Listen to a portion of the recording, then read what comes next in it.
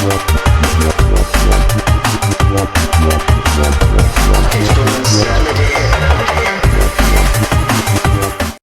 early 90s. I'm a little girl. I mean, boy. Loving life, climbing trees, getting hit by trains and pizza. And not to mention video games. Well, actually, I loved everything electronic, but it was so expensive back then. It was so out of reach. Hence, that's why I probably loved it as much as I did. But the main video games I loved was Street Fighter. I played it so much as I did have a Super Nintendo at the time as well. But that was mainly the game I played. I wasn't really into much and I wanted something quick to hand, something that I could just play and put down and fuck off out. A friend of mine owned an original Nintendo, so I got to play Mario with him. And I did like Mario as well. It was completely different considering I only played fighting games. And can you remember this Toys R Us advert? This got every kid running straight over to the television set. And that's what I was getting for Christmas, Sonic the Hedgehog, for the Sega Mega Drive. And this is the exact same advert I watched all them years ago, which made me go frantic at my mum and dad saying I want this for Christmas. Well, Jeffrey said there was millions, and they're all under one roof. I guess that's why they call it Toys R Us.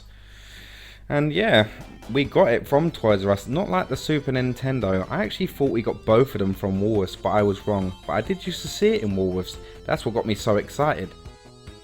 And the same chip shop, or should I say pizzeria, where I played Street Fighter 2 Rainbow Edition was the same place I played Sonic.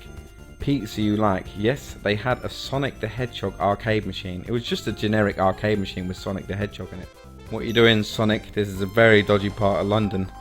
I think very dangerous for a blue hedgehog running about. Anyway, it was really strange being able to play it on an arcade machine, but probably one of the best things, all my friends had a Sega Mega Drive, so it sort of boosted the fact that I wanted it so much. It was always something to say, but all my friends have a Sega Mega Drive, even though I did own and loved the Super Nintendo. A lot of people didn't actually believe me when I said I used to play Sonic on the arcades. I also played it on the Master System, as a lot of people back then still had it, as it was built into most of the Master System consoles, that and Alex Kidd. And there you go, Sonic the Hedgehog on the arcades. You had to insert coins into this thing, as it said insert coins. It was such a weird thing to see on Sonic the Hedgehog anyway. And one thing I'll let you know about it, it was a bastard. I'll tell you why, you had like a minute to complete the level before you died. Yes, you would die if you didn't just breeze through it, so no time to sit there sightseeing. This is Sonic on crack. I mean, it's like Street Fighter 2 Rainbow Edition. Then I was like to the guy, why have you got Sonic where you die in a minute? And he was like, what? And yeah, I don't think you had the bonus stages, and also I don't think you got the boss stages, because it was really weird. It was just like a faster version of the game. And I think it was around the same speed, or maybe it was a bit faster, I'm not too sure. Maybe I should do a comparison and find out and go insane. Well, I did love playing it. He did put the key in there as well, because he did notice it was a bit cheap considering you died after a bloody minute.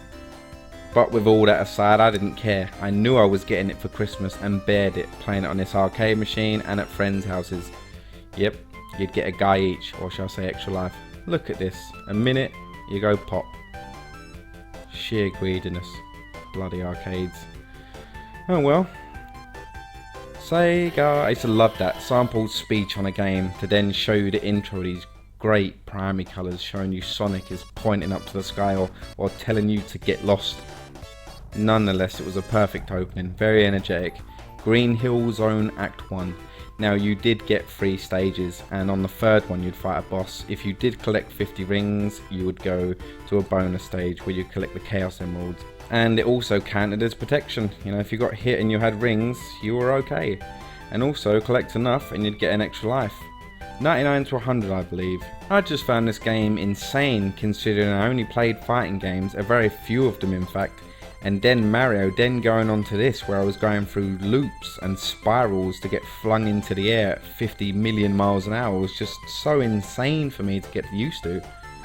And it quickly made the Sega Mega Drive my favourite console and console of choice. I always went back to it for platforming games. So that was the big ring you would jump into. And Sonic has passed Act 1. So then you would go to the bonus stage with some trippy music, and the visuals could probably give you a seizure. I always wondered, even back then, what kind of crack were they smoking to design that background. Yeah, so you'd have to bang onto these crystals so it'd give you an opening, and it was really weird, it really messed with your head, but it was good, it was fun. So once you'd get through there to get the Chaos Emerald, and it's 6 you had to collect to get a different ending, so you did want to do it. So collect over 50 rings if you wanted that, and collect enough rings in this stage to get a continue. And the supersonic boots, well, I like to call them that. Smash through the wall, oh, not all the way, but you'd go fast as shit when you did this. Sorry for the profanities, but yeah, and also you'd get this barrier which would protect you one hit, so you'd still lose rings after. I just love smashing through that water at that speed. I always got the feeling that Sonic was really sharp. Well, he must have been. And especially bounce on all of these to get an extra life at the end, if you knew where this little secret location was anyway. And I always thought the enemies and the bosses on this were unique. I mean, look at this. Dr. Robotnik, the first boss battle, I'm like, this is easy, and then I was like, what the hell is that? So yeah, there were some unique boss battles you got to fight, and some of them got you on your toes. And yeah, you would smash him up for him to explode and then shoot off with a red face of embarrassment, and you'd pop open a capsule and release the fluffy bunnies and birds. And that's what the enemies are on this, they're birds and bunnies.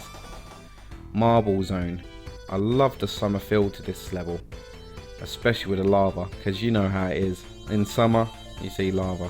So whenever you did hit anything or hurt anything on this, oh, the caterpillar, hate them, you have to be so precise. You never really killed anything, you were actually setting them free, so you could always say, Mom, I'm setting robots free, or I'm setting animals free. That's good, love, how are you doing that? I'm killing robots. Enjoy them drugs, I'll have some later.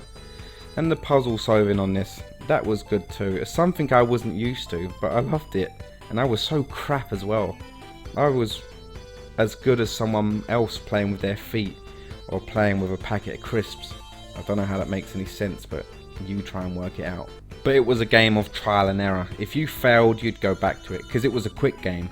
You knew that you could play this for about 10-20 minutes and get quite far on it. It wasn't a game where you had to think much. Well, you did to an extent. It was one of them games that kept you on edge. You knew you could get that thrill-seeking fastness within a matter of seconds. So you would always play it, even if you died about 1,000 times. Springyard Zone has some of the best music in this game. Not my favourite, but it's got some of the best. And also reminded me of a pinball machine. And the game itself used to remind me of a pinball machine in weird ways. Them barriers that you used to bounce into, and the sounds they made, and just you looking like a ping pong ball yourself when you were spinning around. Like this. And this level was insane, it was so tough. It took me ages to beat the second stage here as well. I must say, going back to it now, I found it a bit more easier, but it's still the same tricky bits I had back then, I still have now. I can't believe it, give me a break. And the Labyrinth Zone. That's my worst level in this entire game, or worst set of levels. It's just claustrophobic. Now I know you collect air bubbles so you breathe, but that music that you used to get when you're running out of breath, and it's the last thing you wanted to see Sonic die, but then see him die by drowning. Drowning a hedgehog? Come on, that was too much. Whoa! Yeah, but it was good music at least, so I guess that sort of balanced it out, but it was just a bit much for me. You know, I didn't like that kind of thing, and I wasn't that good a swimmer back then too. I am now, but come on. I recently made peace with it this time round playing it through, and having to see this, I'm not going to add the bloody music back into it because I don't like it. So you can use your imagination. Starlight Zone. Oh, this music is beautiful. This is my favourite set of levels in the entire game. Along with this music, it's relaxing. I mean, I wouldn't mind running around where bombs were exploding in front of me as long as this music played in the background. In fact, I have the soundtrack to this game, but it's not the PAL version, and I did notice that the PAL version of the soundtrack that I do own is so much slower. I never realised that as a kid, but I now do. Weirdness. But just this level, the settings in that city back set. Wow, so fast, so intense, and you had to watch out. Don't go too fast or you fly off the edge. Even the enemies on this level are chilled out. They're like, fuck this, I'm going left, mate. See you later, Sonic. And these guys just think, I ain't hurting you, I'll just blow up. How about that? Yeah, I thought so. Yeah. Scrap Brain Zone. Oh, these were so hard. I'd get to the end of the game, collect mostly every emerald on the game, and then get destroyed on this level. On the first stage of it too. It was too much. And whenever I played this, I was always feeling hot. Like I'd have really sweaty fingers, because at this point in the game I didn't want to stop. And even if I pressed pause and said to myself, alright, I'm going to have a bit of a break now, I couldn't. I had to finish it. And I couldn't. Not the first time, second time or third time. But I did manage to complete it about a year later. Damn. Just goes to show, from going from Street Fighter to this, and how good I got playing it after a while was amazing. It just got me hooked on Sonic. It's the reason I played them all after that. And the final zone. Oh my god, you've got no rings, you're gonna die, surely. And Robotnik's coming out just to get smashed up again. Avoid these, which is quite simple. Well, once you find out the little pattern. And you can easily get crushed, so if you do get hit once by these electronical orbs, you're finished. And obviously you don't want to get crushed. And it's not that difficult, can be a bit time consuming, but it's a really good boss battle, I think. Worthy of last boss anyway. Woo. And that's the thing, Sonic was cute, and as a kid I had a teddy bear of him, and I wanted to look after him, so I didn't want to get him all smashed up and crushed by this stupid fat round git, Dr. Robotnik. And yeah, Sonic the Hedgehog became a mascot. He was Sega's mascot. He was big everywhere. Sonic was ruling the world at this point. I know they was never as big as Nintendo, but a lot of teenagers liked Sega Mega Drive back then. And I think it was mainly the console of choice because it was cheaper. So a lot of mums would get their kids a Sega Mega Drive. And a lot of people used to say it was more dated than the Super Nintendo. I didn't have any biased opinions by it. How did I not die there? Because I had both consoles, so I didn't say anything wrong. You know, I loved both of them, but to an extent I loved the Sega a bit more. And yeah, after you beat him, he tries flying away again, and you hit him for the last time and you see him fly off, blowing up. Love it. And at the end you would see Sonic running with all the animals, like he's done it, he's made it, and they're all running with him. It was a perfect ending, very colourful, everything looked a lot brighter. And then he would all of a sudden stop, look at you, and you think, oh, what the hell is he looking at? What's he waiting for? Then he would jump out and point at you, Sonic the Hedgehog, as if you didn't know. That was always nice, but it wasn't a good ending. I didn't know that at the time, but then you are treated to this little montage of all the levels, like backflashes. And I used to think it was actually me playing it, like it recorded me playing and added it to a video at the end. Lots of music was added to the wrong places, but that didn't matter. The way they did this was perfect. I thought it was one of the best videos out of all the Sonic games. Well, I do play the newest Sonic, so maybe I'm going a bit far there, but just the way it goes, if you haven't seen it for years and then you re-watch it, you know what I mean. And that's what got me into Sonic the Hedgehog. Ever since then I've always loved it, and it made me think I've always walked around with a copy of Sonic with me. Well, not forever, but I had it on the Game Gear. I played that a lot, believe me, but I did get it when I was older as well. And I also had it on my Sony Ericsson K800i phone, where it was the phone version where you got it in 2 parts. And I now have it on my Sony Xperia Z, so that's always nice to have. And I have it on a handheld as well, so I have the Sega emulator on the Sony Xperia and the actual Sonic app and Sonic Jump and Sonic CD. So, and I've always had it on an emulator on my memory stick that I carry around on my keyring. So it's one of them things that I like, having Sonic to play anytime, and I've always managed to play different versions of it.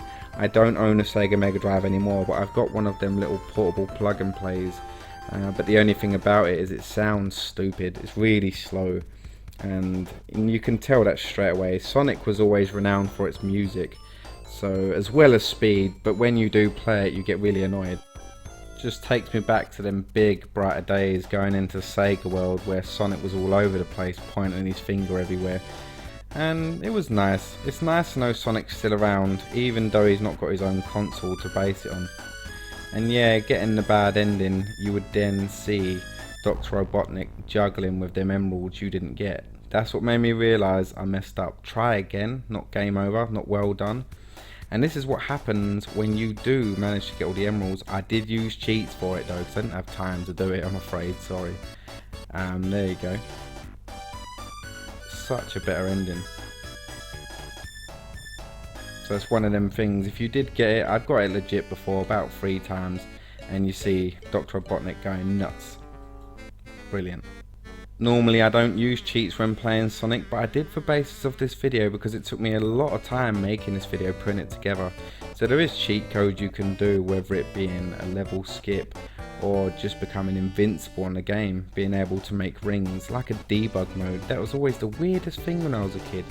You could even make enemies jump about all over the place, make them television sets but they were broken, make enemies run in front of you, and that was the weirdest thing ever. There was nothing that did that, well, not to my knowledge anyway. And being invincible with it, you could literally pass through the levels in a matter of seconds as well. So that was always good, I guess. And the level skip was brilliant if you ever wanted to replay the levels. And yeah, playing Sonic to this day, that's the 2 handhelds I do play it on, phone and Sega Mega Drive Arcade Portable. It just makes me think that Sonic has grown a lot. He doesn't need a console anymore, even though he doesn't have one. It would be nice to see him dominating again, and it's nice to see some of the games are still good. Such good memories that's still with me today every time I do play a Sonic game or even a Mega Drive game. I get a lot of thoughts even when I'm in London or an arcade. And I just wanted to share some of my experience with you, so I hope you don't think I was going on a bit too much. But I must say, it's one of them things I had to say. I've done a lot of videos about Street Fighter and Mortal Kombat and Tomb Raider, and I just wanted to let you know on something a little smaller, something 2D, something a little more innocent. So I hope you did enjoy the random stories of Sonic the Hedgehog for the Sega Mega Drive. I do look to make more videos, not just about old arcade games or old games. I'm not typecast to my name. So anyway, I hope you enjoyed the video, and I'll see you later. Bye.